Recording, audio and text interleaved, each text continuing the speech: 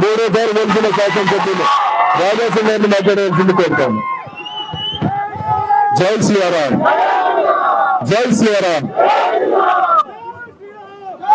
ఈరోజు మెదక్ పార్లమెంట్ నుంచి మా రఘునందన్ అన్న గారికి డైరెక్ట్ మోదీ గారు పిలిపించి, రఘునందన్ నేను నీకు బీఫామ్ ఇస్తున్నా మెదక్ పార్లమెంట్ నుంచి, నీ కొట్లాడాలి, నువ్వు గెలవాలి అంత పెద్ద ఆశయం ఇచ్చి మోదీ గారు డైరెక్ట్ మెదక్ పార్లమెంట్ మధ్యలో మీ మధ్యలో పెట్టిందంటే దీనికి మీరు అర్థం చేసుకోండి.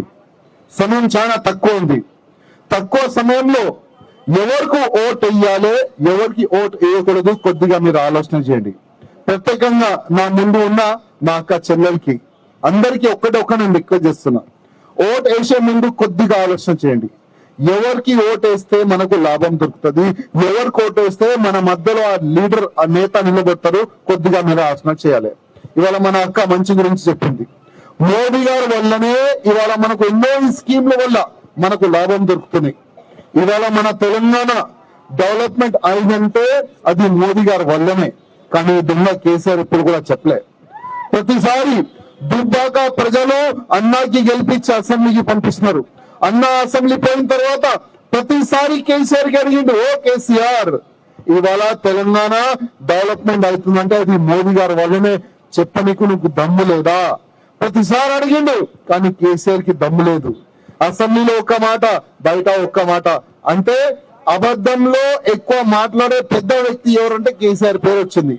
కానీ దానికైనా పెద్ద వ్యక్తి ఇప్పుడు రేవంత్ రెడ్డి. అన్న ఇద్దరిలో పోటీ జరుగుతుంది. ఇప్పుడు నువ్వెంత మోసం చేస్తున్నావు, నేనెంత మోసం చేసినా, నువ్వెంత కరప్షన్ చేసినావు, చూడు నువ్వెంత కరప్షన్ చేస్తా అని ఇద్దరిలో ఒక పోటీ నడుస్తుంది. నేను ఒక్క రిక్వెస్ట్ చేస్తున్నా, మీకు సమయం చాలా తక్కువ సమయంలో హిందువులకి వ్యతిరేకంగా ఈ కాంగ్రెస్ కి ఓటేస్తారా, లేక హిందువులకి రక్షణ ఈ బీజేపీకి ఓటేస్తారా? మీరు ఒక్కసారి ఆలోచన చేయాలి.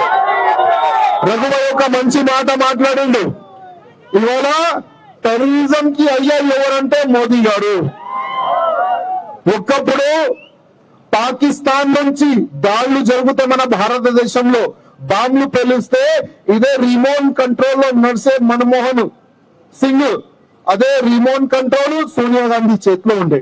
అక్కడి నుంచి బాంబు వస్తే సోనియా గాంధీ మన్మోహన్ సింగ్ లవ్ లెటర్ పంపించేది పాకిస్తాన్ కి, అయ్యా మీ పాకిస్తాన్ నుంచి చూడు ఇట్లా బాంబ్ బ్లాస్ట్ జరుగుతున్నాయి, ఎంతో మంది చనిపోతున్నారు, కొద్దిగా లష్కర్ తోయబా గాని ఆ ఐఎస్ఐఎల్ గాని కొద్దిగా నువ్వు సంభాంచు, ఆ విధంగా లెటర్ రాసేది. కానీ ఇప్పుడు అక్కడి నుంచి ఒక్క బాంబు మన భారతదేశంలో వస్తే ఇక్కడ నుంచి ఒక్క మిసైల్ పోతుంది.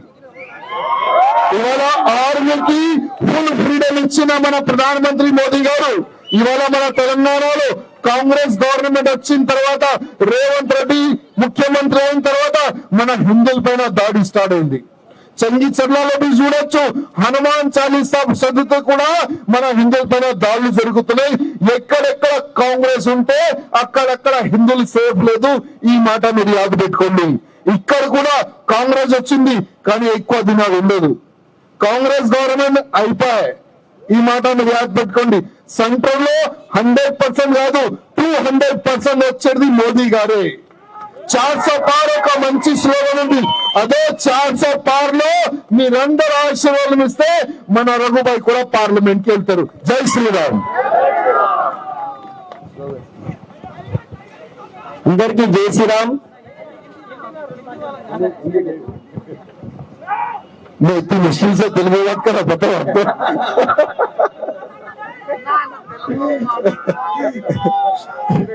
जय श्री राम.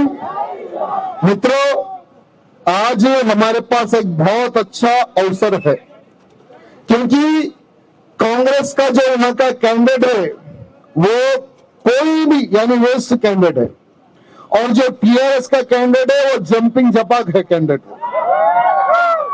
आज आपके बीच में खड़े होने वाला एक ही एक नेता है, वो है हमारा रघुभाई. जनता के बीच में खड़े होकर जनता के लिए आवाज उठाने वाला है हमारा रघुभाई. जब दुब्बाका की जनता ने जिताकर असेंबली में भेजा था तो केसीआर के पसीने छुटाने वाला हमारा रघुभाई. अगर यही रघुभाई को अगर हम जिताकर पार्लियामेंट भेजेंगे तो सोचो असदुद्दीन ओवैसी को कैसे पसीने छुटाएंगा हमारा रघुभाई.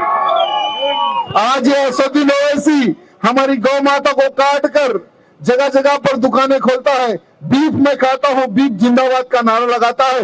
तो ऐसे हरामी असदुद्दीन ओवैसी को वही पार्लियामेंट में जवाब देने के लिए हमारे रघु भाई को आपको पार्लियामेंट भेजना है, ये मैं आप सबसे निवेदन करना चाहता हूं। बहुत बहुत धन्यवाद। जय सिया राम।